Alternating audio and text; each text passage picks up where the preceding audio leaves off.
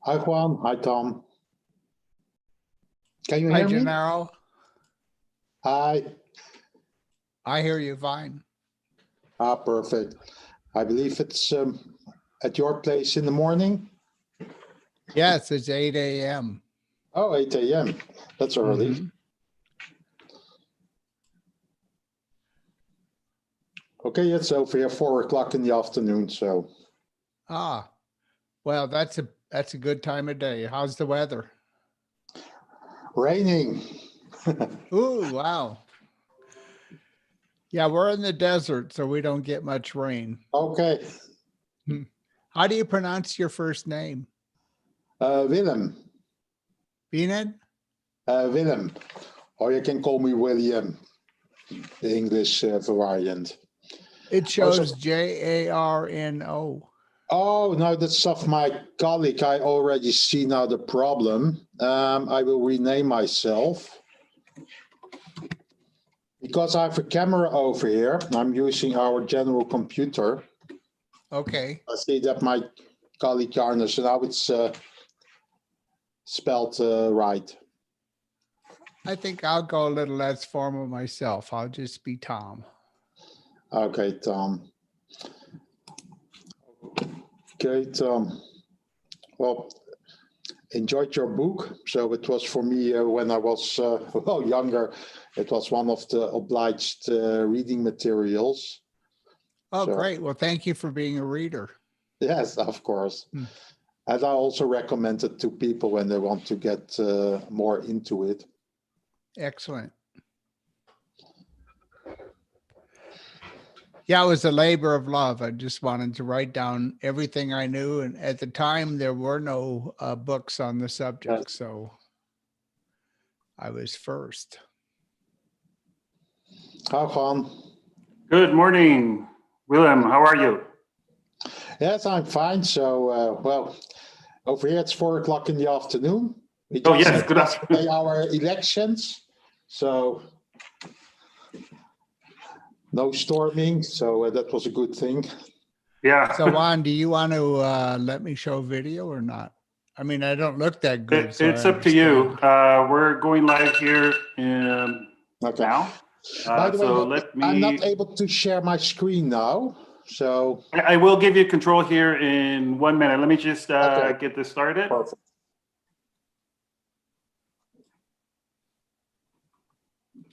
Let's see.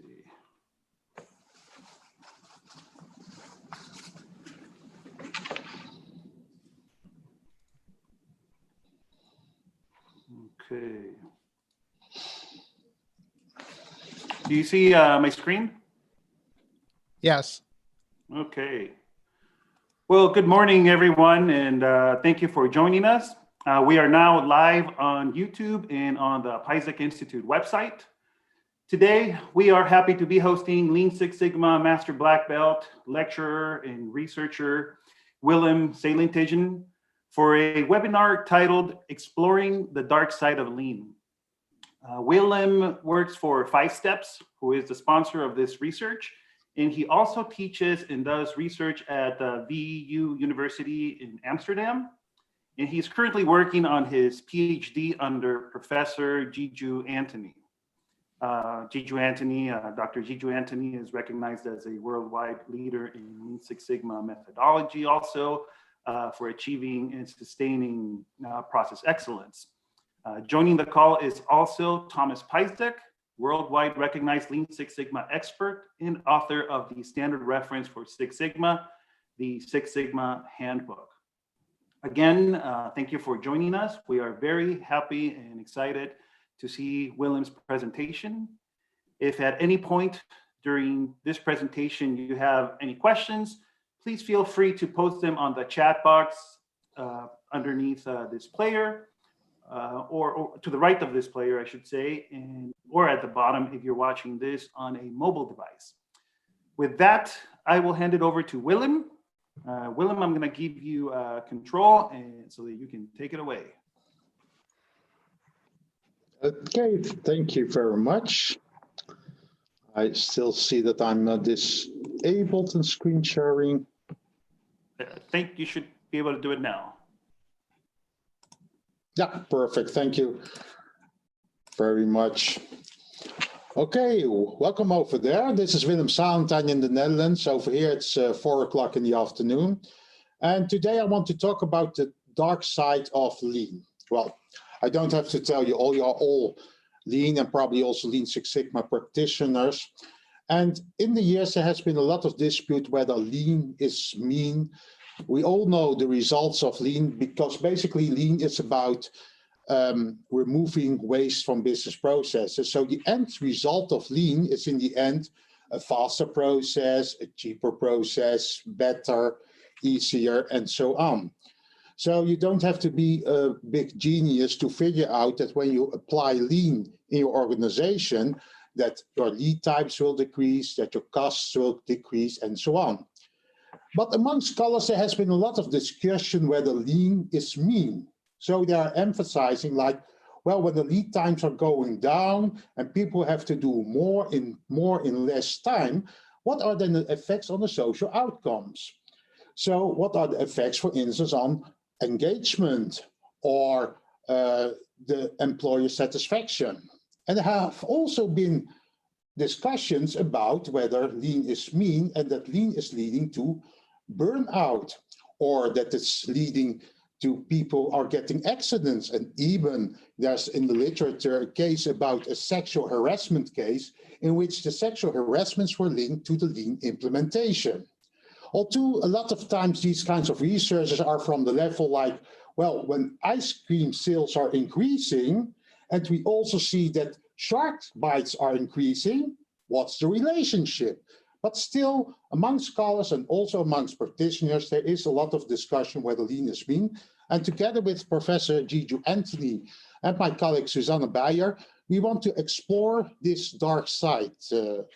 And well, how are we going to do that today? Today I will be talking about our research, which has also been published in TQM Journal with the title Exploring the Dark Side of Lean, a Systematic Review of the Lean Factors that Influence Social Outcomes.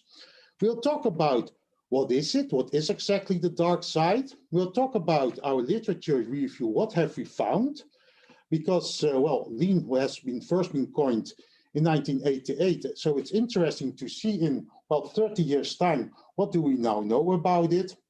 What is known, what's relevant, and due to our research, what factors seem to be really influential, so that we can also work towards the model and talk about the practical relevance and have a discussion about this. But there is the possibility of the chat, and maybe, well, when I'm lecturing myself, I always use the Menti to ask the people what are specific questions you want to ask in advance. And for that goal, I want to share another screen I have, and just give me a moment, then I can show you, yes. And I'm curious which questions you're having in advance of this webinar. Of course, I've prepared my presentation, but it's a good thing to know where you come from, and maybe that you say, well, please surprise me. But if you have questions so far, or questions you have in advance of this webinar, you can go to your smartphone at menti.com, use the code 86139389. And if you have questions, you can put it in the text box and it will show over here. It's completely anonymous. And then I can look at the end if your specific answers are given to your question. So I will wait a minute for it. And if you have no questions, it will be okay.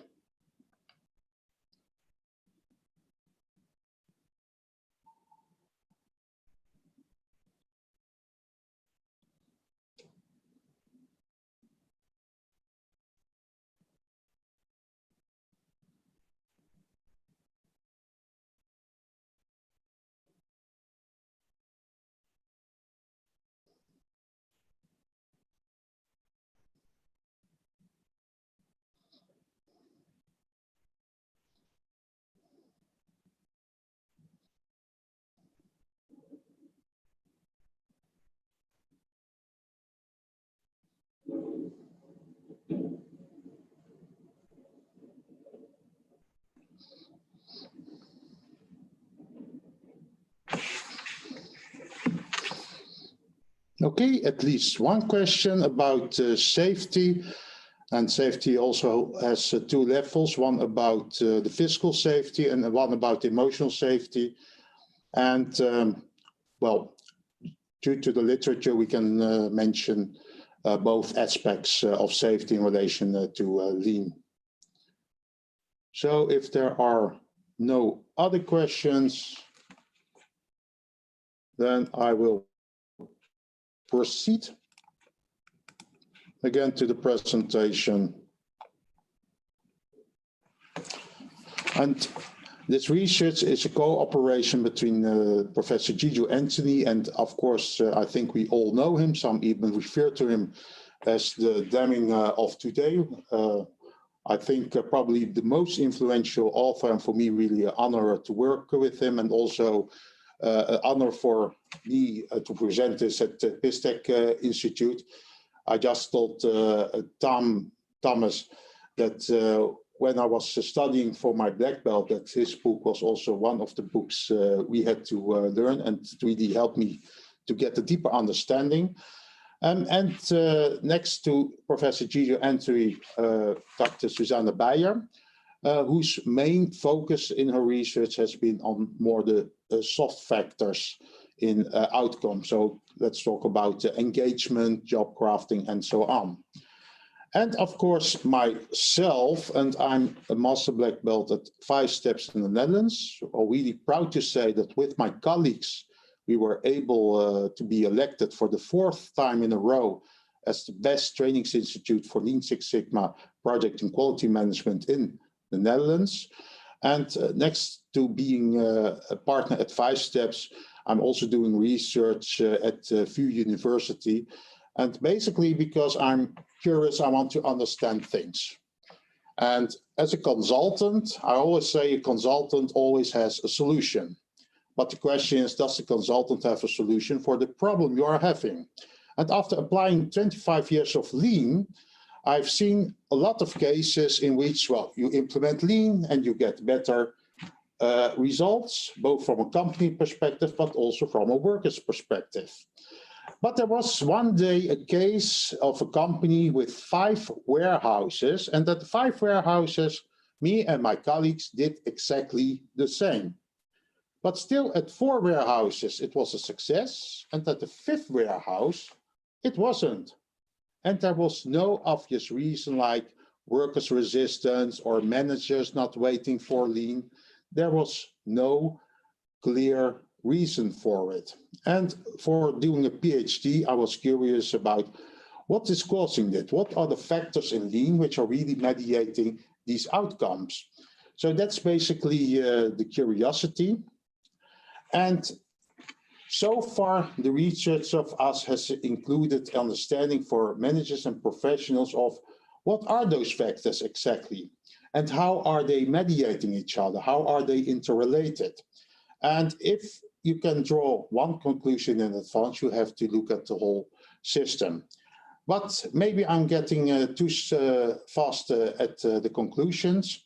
The purpose of this webinar is basically to present the findings on this research so far, and also to get a better understanding on all those factors and the outcomes.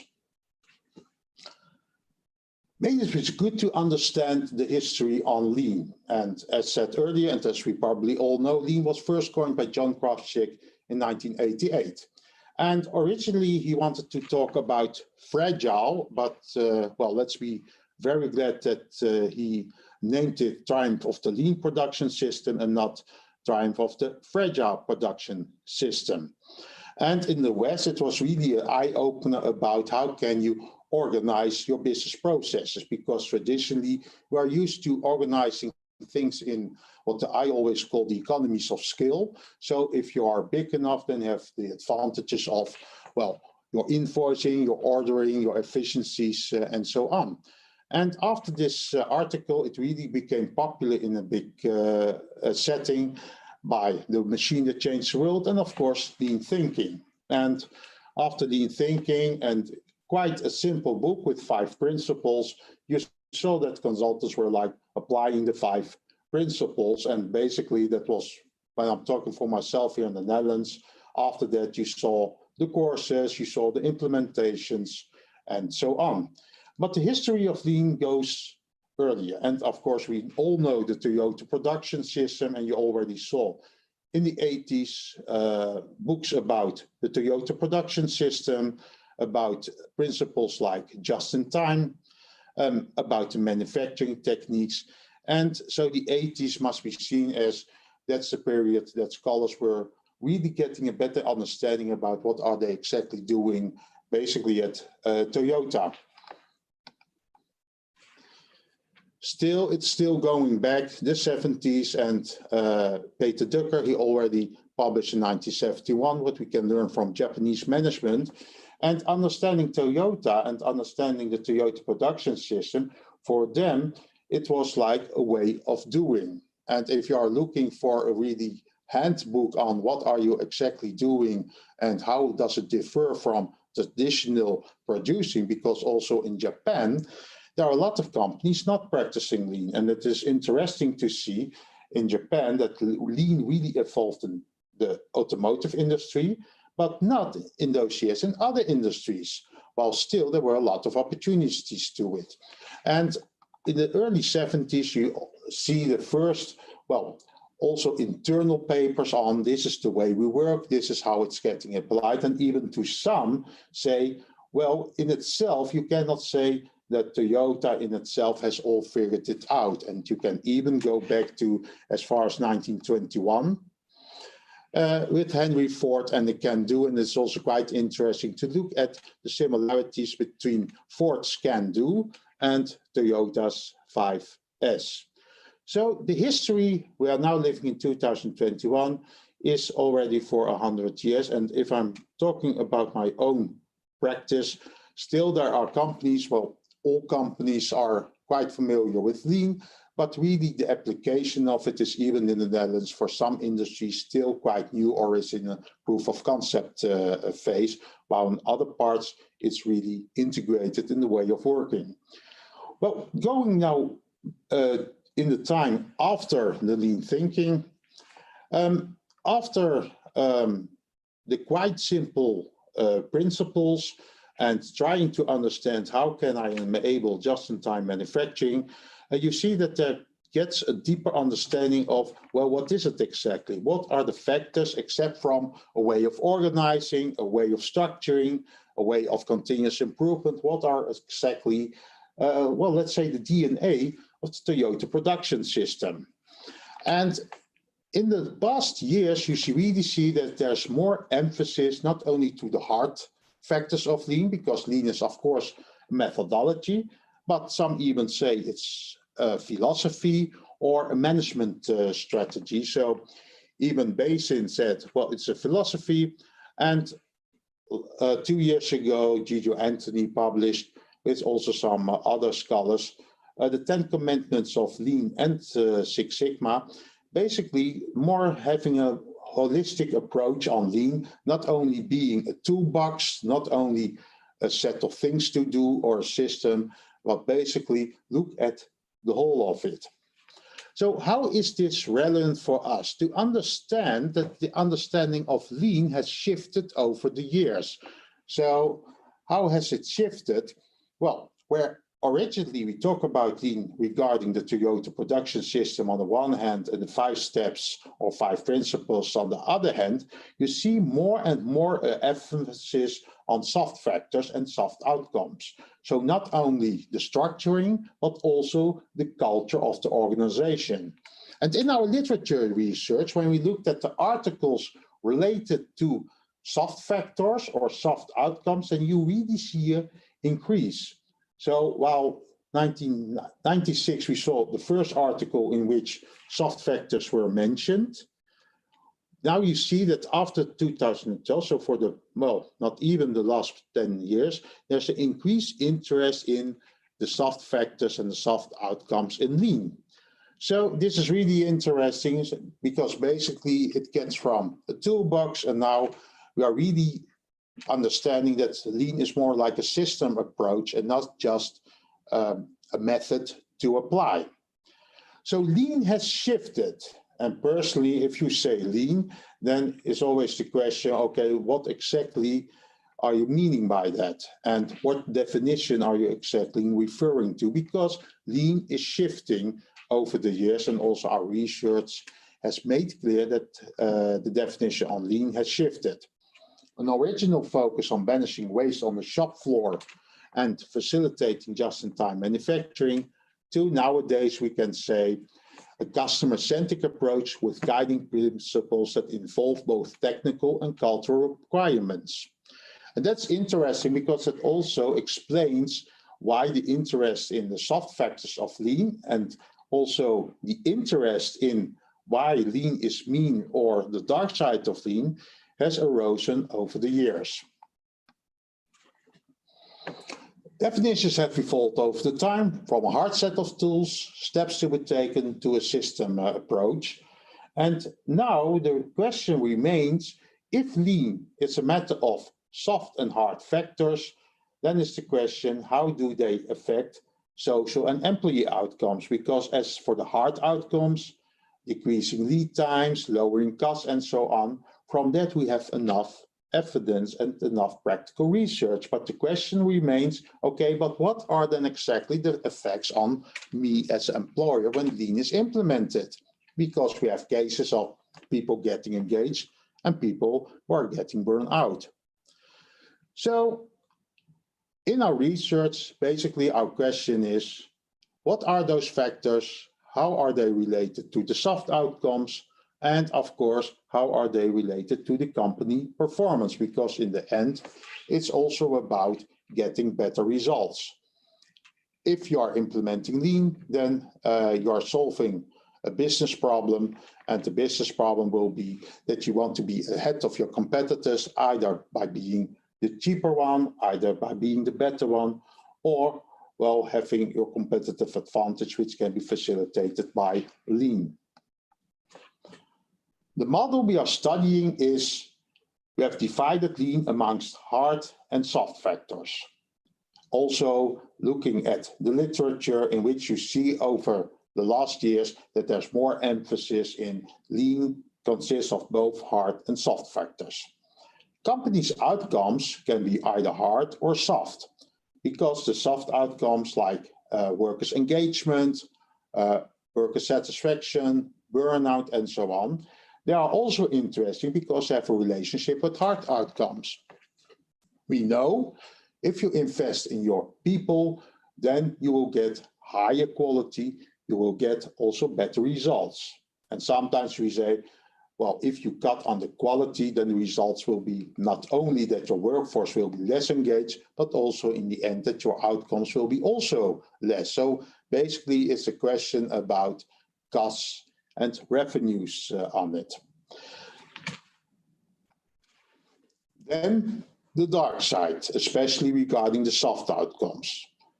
We all know applying lean means better company results, but in the last years there has been dispute amongst scholars about whether the question is lean, is that mean, and is lean enabling the dark side of companies, really getting people to get more and more and more in less time, leading to, for instance, burnout and exhaustion.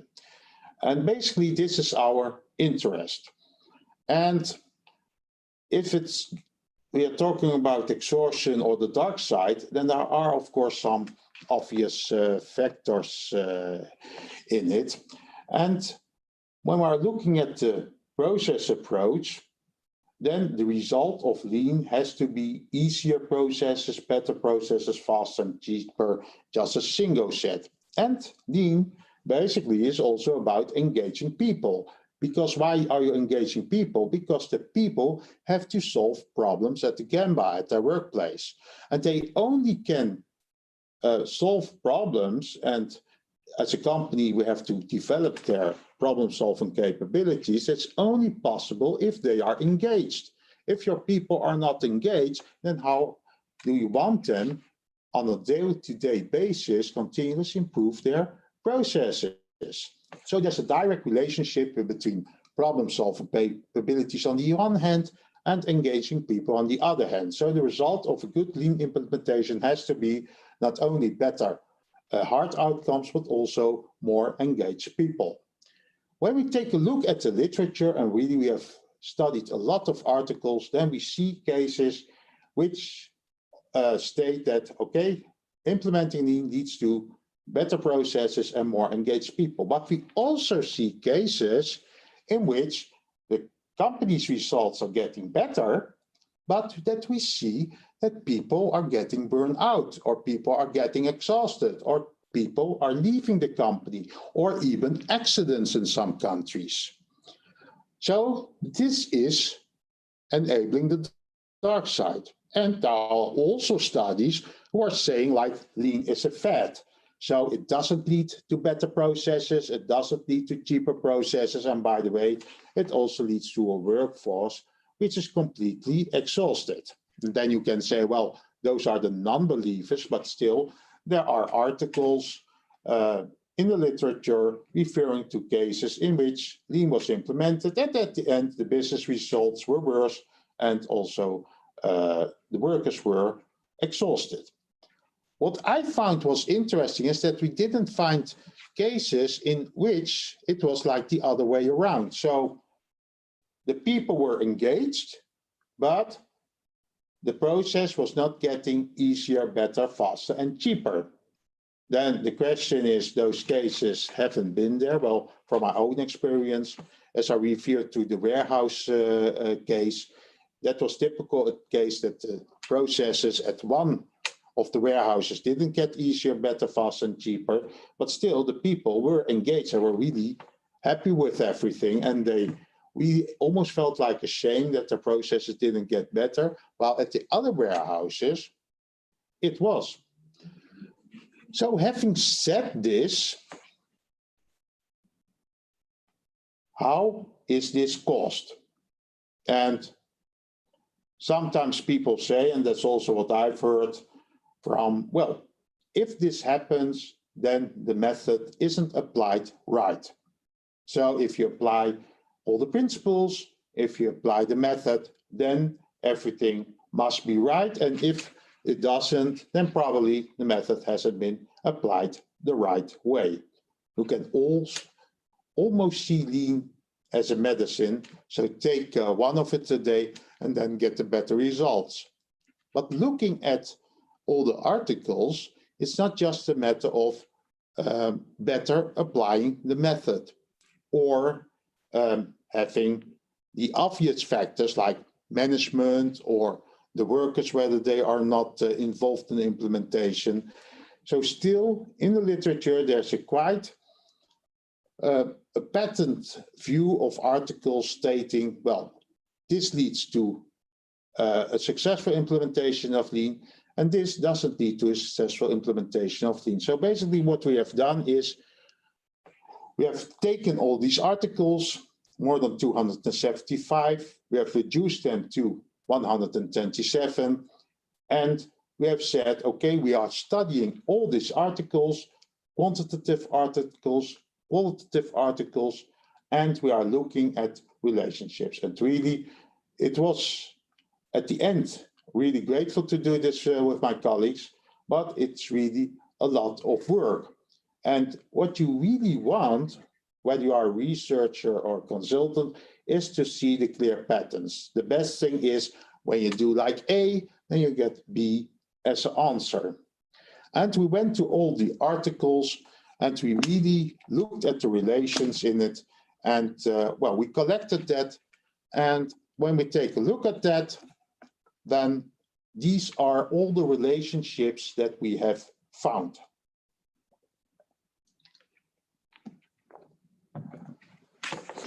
So just take a look at it, and I'm really curious, and we'll look if there are still any questions so far.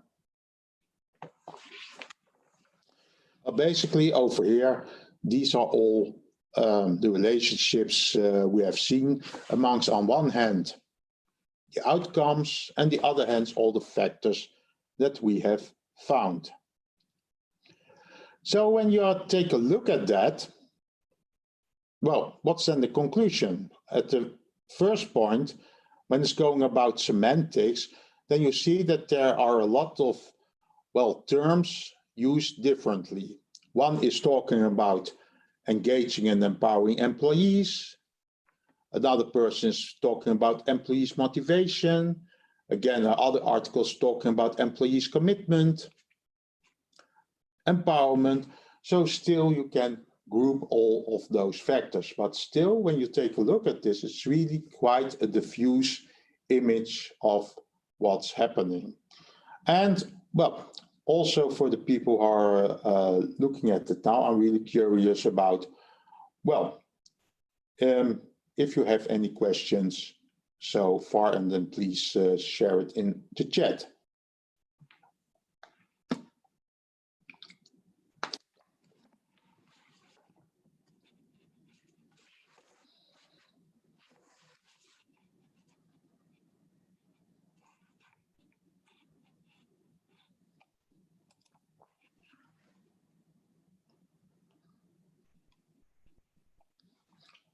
No? Okay. So this is the result of splitting through all these articles. And now you also see that the relationships between, well, doing an intervention then leading to a certain outcome is more complex than most of the time you would have thought of it. And that's quite interesting, because this way we get a better understanding of the whole system and all the underlying relationships between factors. In traditional approaches, it's about the method, it's about structuring. And when you are implementing lean and you are educated as a black belt, then you know that there's a stepwise approach in implementing lean in your organization. And this is also refers to maybe another one that's like Six Sigma, the change acceleration process. Still, you see, it's quite straightforward, like, well, you want to lead the change, you want to create the need, etc., etc. So it's really like a stepwise implementation of lean. And the question is the stepwise implementation, is that predictive for success, or are other factors? And based on what we've seen before, then we see that there are far more interrelationships between factors which are influencing each other. So if you want to structure it, well, then it's almost impossible, because it's more about a social system in which all the interventions have interrelations with each other. So if you take a look at the organization and you look at the lean measures implemented, then you see that they are all related some way to each other. So doing, for instance, we are educating the people is having an effect on continuous improvement. Having, for instance, your visual management is having an effect on your problem-solving skills. So you see that you just cannot take one factor, but also the factors in itself do not have the same effect on the outcomes amongst each other. Of course, we know in lean, suppliers and customers first, but the measures you are taking, the effect of it are far less than, for instance, for the problem-solving factors. So having researched this, the question is, how can we make this practical? Because we all want to know this hammer, tell me what to do to make my lean implementation successful. And let's first talk about the obvious factors. And to be honest, you don't need to do research for that, because we already know when you're doing an intervention, and lean is an intervention, then what are the effects? By the way, talking about the effects, what are we talking about? We are talking about hard outcomes, we are talking about soft outcomes. Hard outcomes mentioned in the literature are like the firm performance, the degree of the lean implementation, productivity, quality, quite measurable items. But on the other hand, also soft outcomes like engagement, your capability of organizational learning, the quality commitment of people, empowerment, and so on. And obvious factors we know from the literature of course, management. Also, one of the things stated for the Lean implementation or the Lean Six Sigma implementation is the first group who have to support this is management. And if management is not supporting this, then you know in advance that that's a predictor for not being successful. But it's not all about management, it's also about emotional safety. And that was also one question about it. Of course, if you are in a company where the basics of safety are not good and you are implementing Lean, then the risk is that your basics in itself are not good, and implementing Lean can maybe make it even worse. And emotional safety is also a very important factor. Lean is about mistakes, it's about problem solving, but it's also about learning. And if you are in an environment in which making mistakes is not the option, or in an environment where you have the so-called face-off effect, then you can talk about the better way, but basically people will defend themselves and say, well, the way I'm doing it is the best way. And who are you to tell me that I am wrong? So there must be a certain degree of stability, a culture of making mistakes, and not a culture of if you make a mistake, then you are out. So emotional safety is a factor. Number of years in service is also a factor. We know from organizational changes, the longer people are in a company, well, the less they are eager to help in the implementation. And sometimes it's not even a question of they do not want it, but they just can't do it anymore. Group dynamics. So within a group, there can be dynamics.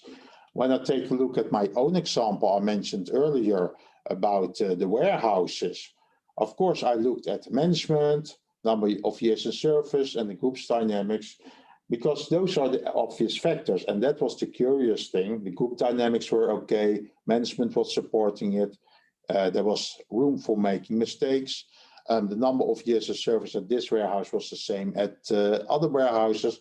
So still, to today, I can make assumptions, but still, as I always say, well, you will find the truth on the Gamba, but the facts, you have to look at it in the data. But for this, we still don't have a measuring instrument, and that's also the end goal of this whole research. And it, of course, cultural context. There are countries in which Lean doesn't have a very high degree of success due to either the political culture or the supporting social security in that country. So these are obvious factors, and these are not like, well, game changers, because we already know that general from change management. What factors did we find? Well, we found the following factors. We looked at the factors, how many times were they found, and then you see, of course, just in time, elimination of waste, training is an important one, continuous improvement, and so there's a list with more than 60 factors to it. But now is the interesting thing. The factors, as we saw earlier, are interrelated with each other. So factors are mediating each other. And now is really getting, for me, that was really the eye-opener from this research, is just having just in time and one-piece flow in your company. That is, of course, a prerequisite for Lean, but that doesn't determine your end success, because there are more factors interrelated. I will give an example of that based also on the research that we have done. We see that if you have just-in-time manufacturing implemented, that's having a positive effect on your total productive maintenance, and total productive maintenance is having a positive effect on your problem solving.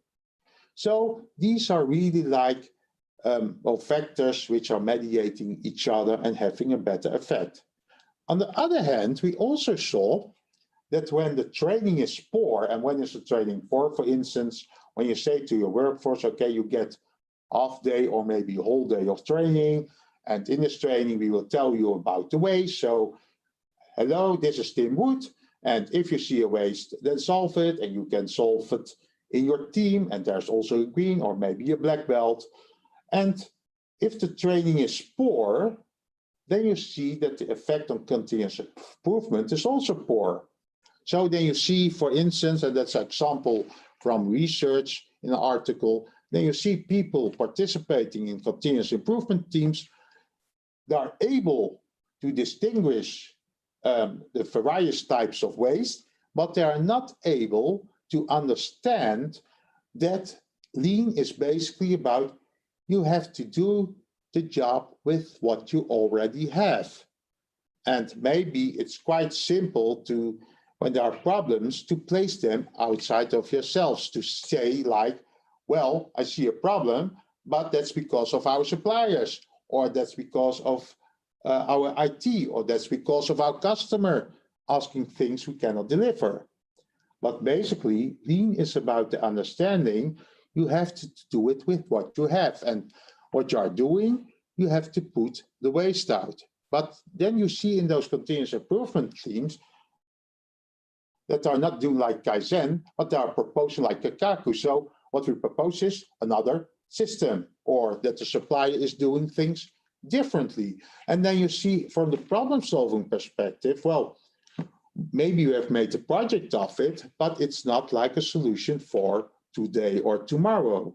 Because if you say, well, my supplier has to do things differently, it won't be something which can be solved very quickly. And if you yourself are still having the old habits which are causing the waste in your processes, then you can, well, ask your supplier to do things differently, or you can ask IT department to facilitate things differently. In the end, still you are creating waste.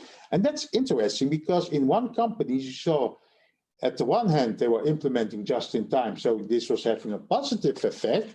On the other hand, the training was poor, the Kaizens were poor, with, as a result, a constraint, in fact, in problem solving. And that's quite interesting. And then, of course, you can again say, well, they must have had better training, but still you have to understand all those relationships and have to understand if there's one factor you are increasing or decreasing, that this is have a factor throughout your whole system, which is also basically today the approach on lean, which is considered as a systems approach. Willem, we have a couple of questions. Yes, perfect. Okay. So somebody asked did you try applying AI to the factors? And another question we have here is, were the factors different for successful and unsuccessful organizations? Yes, good questions. Let's start with the second one. So it's the factors for successful and unsuccessful organizations. And maybe a bit to understand the question better. So maybe the person can give a little clarification on it. Because I heard the question, but So the question was, were the factors different for successful and unsuccessful organizations? Yes, that's interesting. No, the factors you saw, of course, sometimes you saw different factors, but you also saw common factors. So you cannot just state very simply, well, it's just like a lemon and the vitamin C. So you saw really interrelationships. Okay, the other question was, did you try applying AI to the factors? Yeah, it's artificial intelligence. Is that the question? Yes. Yes, you try to apply AI, and well, what we've now in the current phase, we're now making the model. So the next step in the model is to look how they are interrelated. So we really have to get quantitative results. So of course you can apply AI, but in this stage we want to get a better understanding of how all the factors are related, and well, to see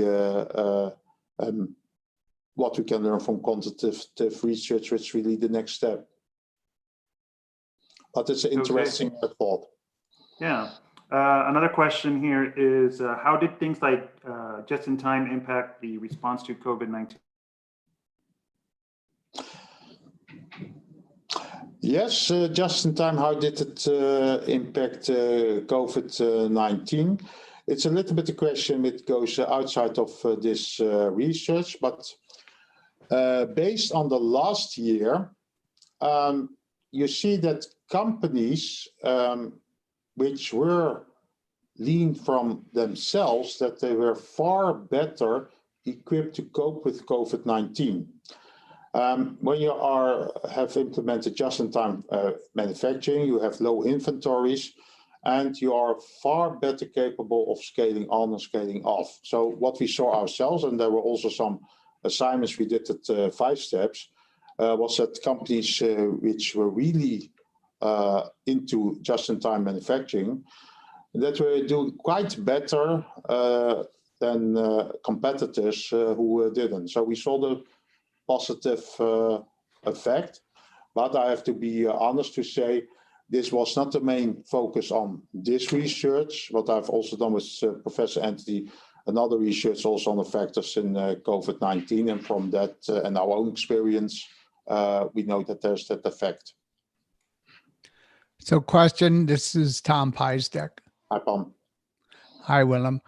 I was wondering if you've tried something like structural equation modeling to that abundance of factors to say, here are the outcomes for the different stakeholders, efficiency, employee morale, satisfaction, etc. Here are all the factors that we found. And here is a structural equation model that relates the factors to the outcomes with weights maybe and covariances, etc. Yes, and that's a really good one, Tom, because that will be the next step. Because the next step in the research will be first what we've done is collect all these factors and look at the relationships. Next one will be to make this model. But before you can make this model, you must first determine how are we going to measure it. Because on this moment, the problem is just this. So on this moment, the problem is everything is interrelated and you want to get in the end a model. So my ideal would be in a company that we could apply a model and then exactly see, okay, what factors are contributing to the company's success? How much of the variance are they interfering? But that would be really the next step. So now our challenge now will be how are we going to convert this into a model and perform with it quantitative research on a large scale to really get a good knowledge on it, because now the research is really fragmented like it is over here. So good question, and that's also what we're working on now. Right, so what I'm thinking is would be a really interesting model if you had surveys. Yes. So, you go out to a group of people and get their inputs and see if you could validate those factors from slide 10. And then model the survey responses, do factor analysis, group them together and point, causes to effects, etc. That would be really interesting. Yes. And now it's really the interesting thing, because I was like, there are like quantitative instruments for it. But to be honest, there are a lot of instruments which are really qualitative. So really on the context. There are also instruments which are assessing, for instance, a degree on leanness, and that's more like an audit base. You see that the only quantitative instruments which are really validated are really on lean production. And we are also interested, how does this work for services? Because for us, it doesn't matter whether you are producing things or you are having services. Lean is basically about how is the value in your company created, whether you are making things or providing services. And there's not really a model for it. So with Professor Anthony, at this moment, we are really making this questionnaire, this survey, to get a better understanding on how do these factors apply in organizations, whether they are manufacturing or whether they are service related. So this, I would really be happy when we are ready to present that at BizTech Institute. That'd be great. And again, if there are people or companies who are saying, well, we want to participate in it, please let us know, because at this moment we have gathered samples from the UK, the Netherlands, Germany, and so on. But it would also be interesting if we would have companies in the United States, because we already see that one of the factors mediating it is, for instance, a cultural context. So it would be interesting, well, if we could expand our research also to the cultural context of the countries. Yeah, that would certainly be an interesting aspect of the survey and the performance of lean. I'm sure there are cultural differences. I think you'd be good to get Japan in there, you know, the source country. Yes, and that one we have, of course, included the source country.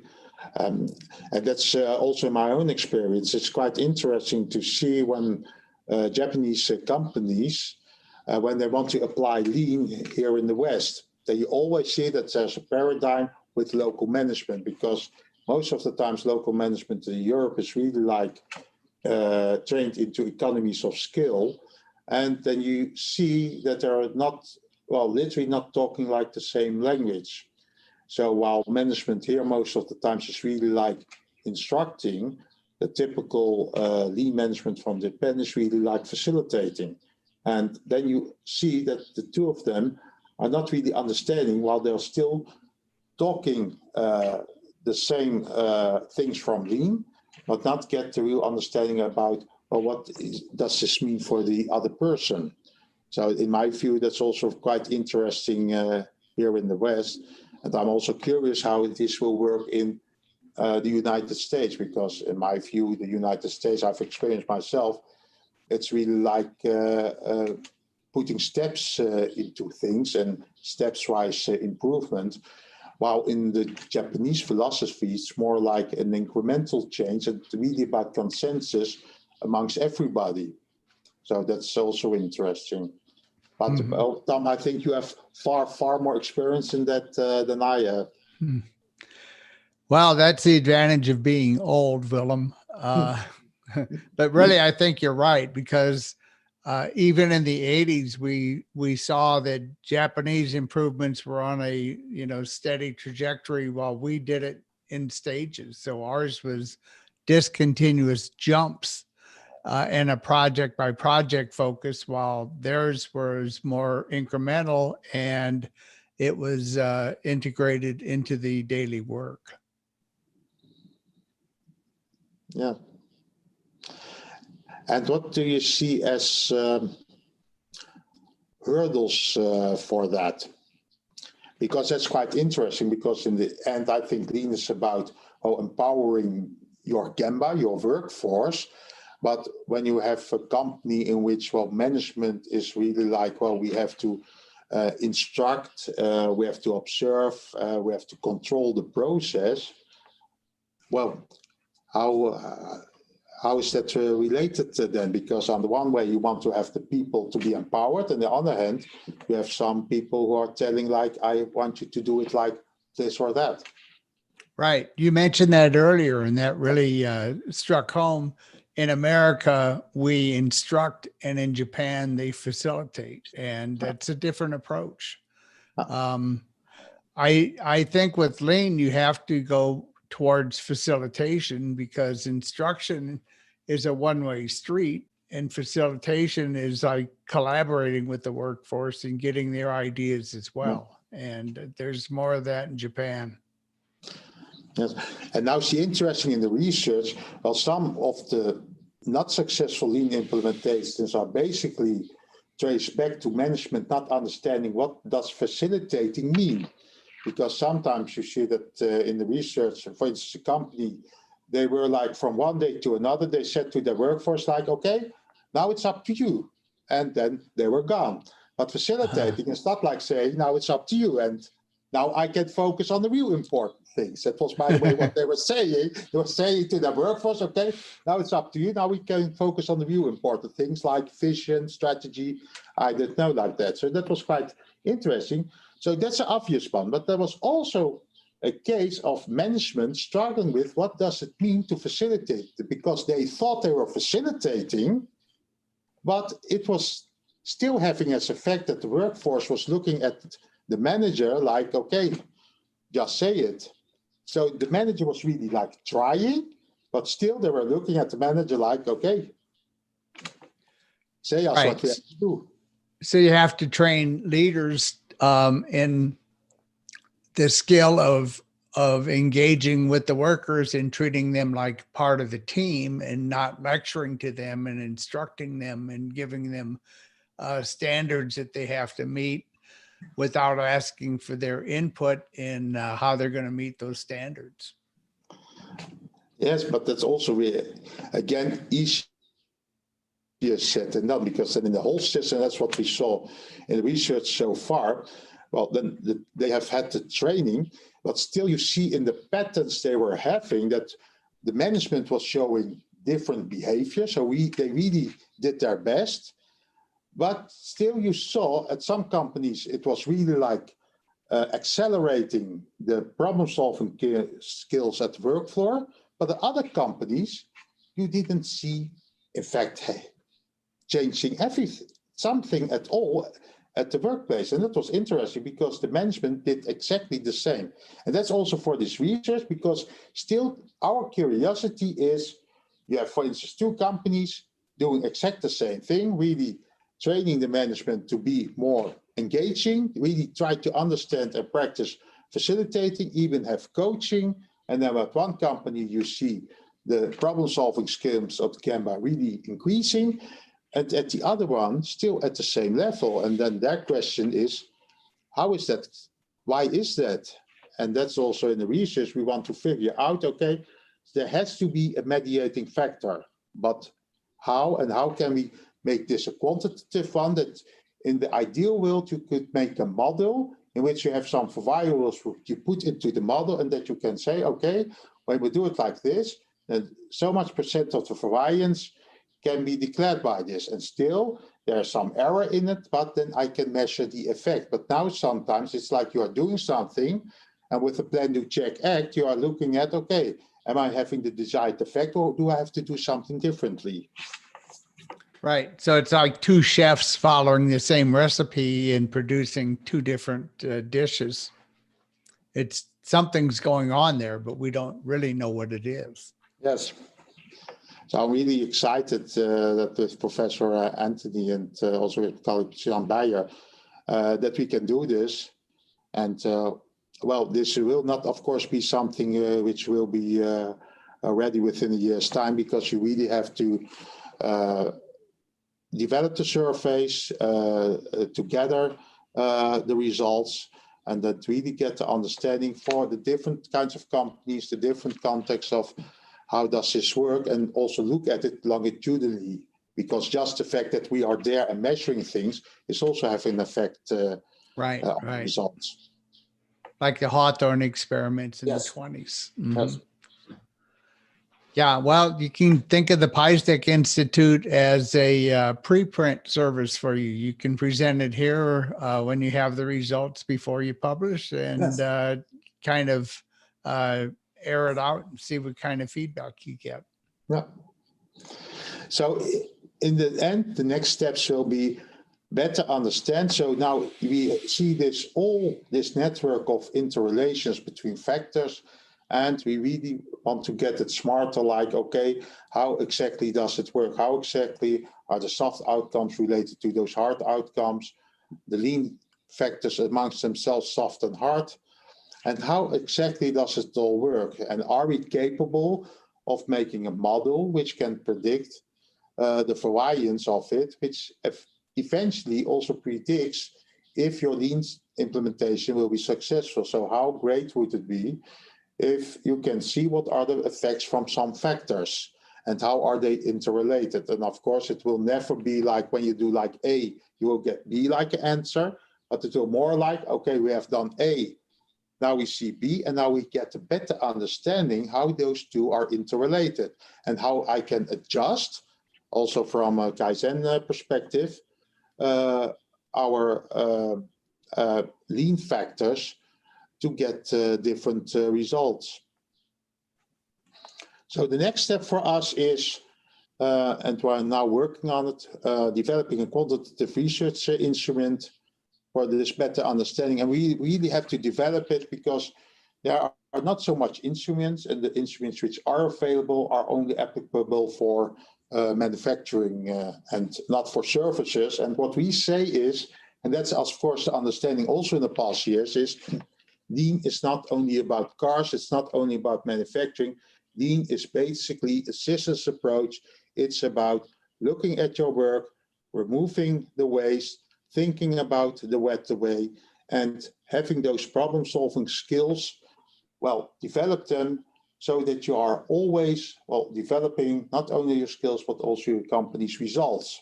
And of course, there is a limit to it, but that's why you have, again, the innovations and also in design for Six Sigma, that's a kaikaku. But still, we want to understand how are these factors related and how can you really get engaged people? And what is the answer then on those cases? Why was it successful? But also the cases, why wasn't it successful? Why did it lead, for instance, to, well, burn out, not engage people, and so on.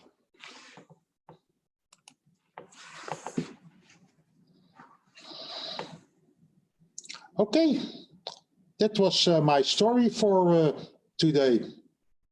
Any questions?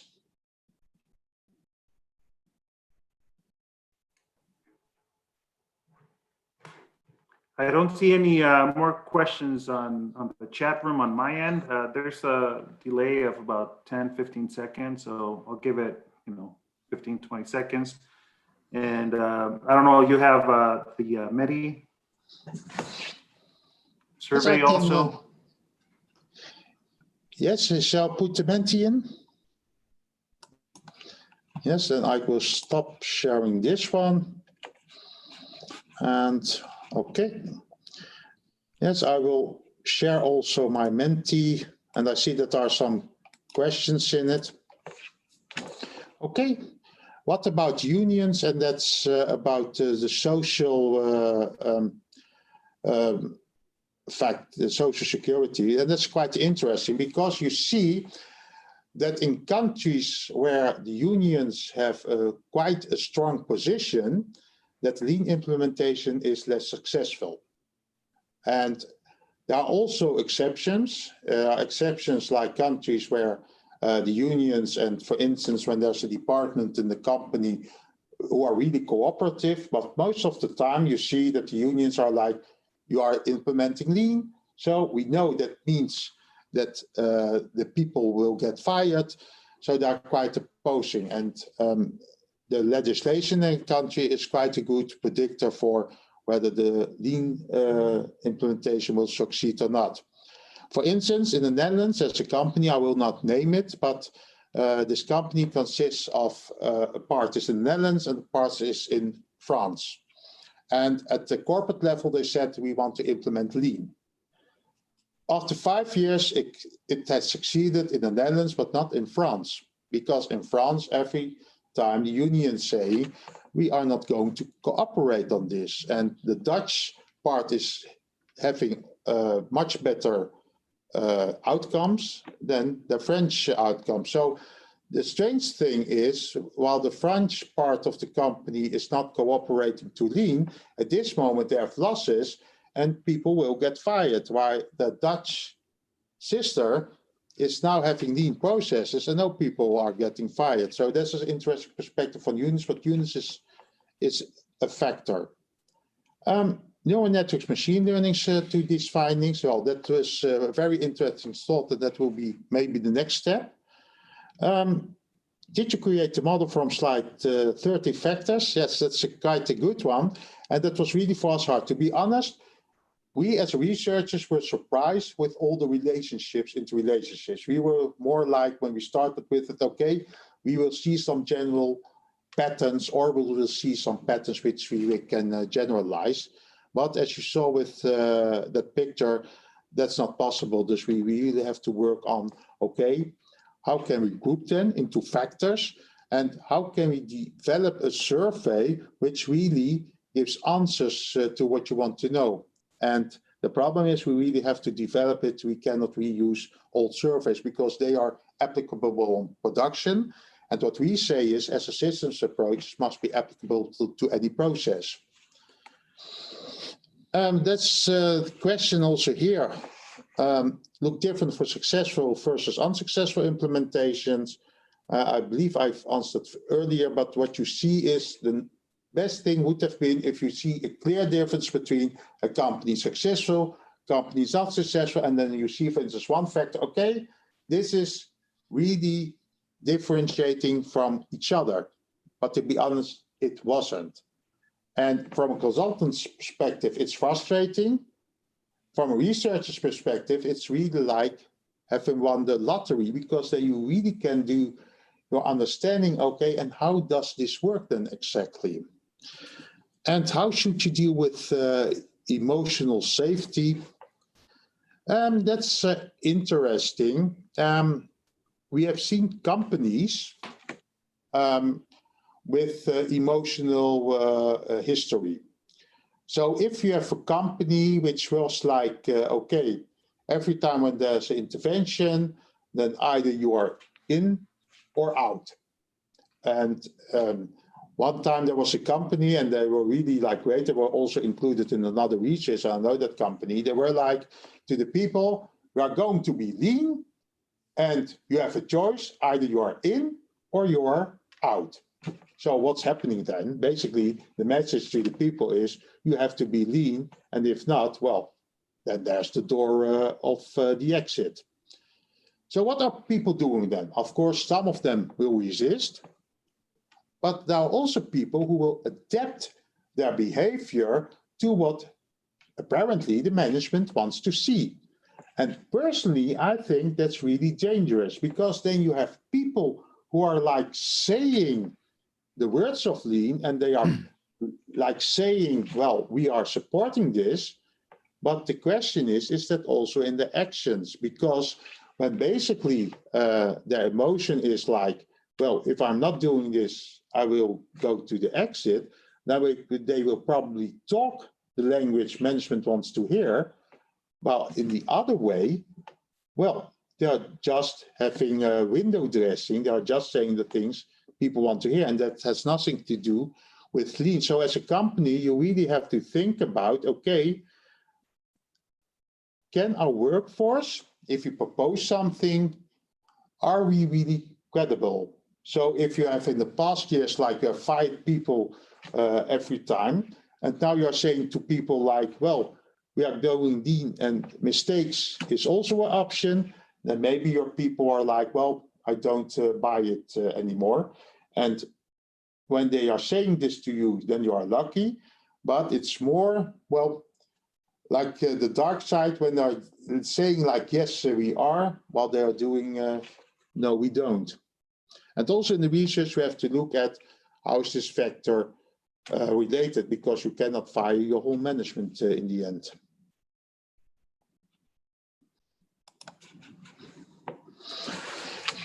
Yes, passive resistance. I get in the chat also passive resistance.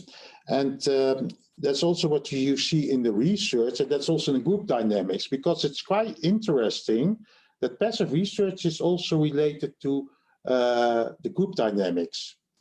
So most of the time, of course, sometimes you see one person who is really like resisting, but most of the time, well, the story doesn't end well for that person and company. So you see more like in the group dynamics that in a group, there is more like resistance, either explicit or implicit. and that's also quite interesting, like a workforce who's saying, yes, we understand, while the actions are not supporting it. And that's a difficult one, because then you can coach them, then they will probably say the things you want to hear, but you don't see any improvement. You don't see results from the improvement projects. And that's getting interesting, because is it then a matter of passive resistance, or maybe they aren't really not understanding it? Because sometimes you cannot expect from people to really understand lean or business improvement at the level that you can understand it. Someone can work for 30 years in a company, and the best idea the person is having in 30 years is like moving the equipments from the left to the right because the person is right-handed. While someone else is thinking about, okay, how can we optimize from our suppliers? How can we optimize our workplace?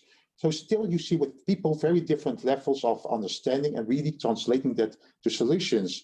And before you know it, you explain this as a resistance, while it's not resistance, it's the person, well, doing the best as he or she can. So other questions? By the way, I really like this because I really have to stretch my brains. So I don't have any more questions on my side. okay, thank you. Okay, Thank you, Willem, thank you very much for your time. Very interesting presentation. We really appreciate it. We're going to make this available, the recording available, and we'll send a link out to our mailing list. And feel free to share it with whomever you see fit. And we'll be in touch. We're going to wrap it up now, and have a great week. Okay, congratulations. Tom. Great job. Okay, thank you so much. I really appreciate that, Tom. Thank you.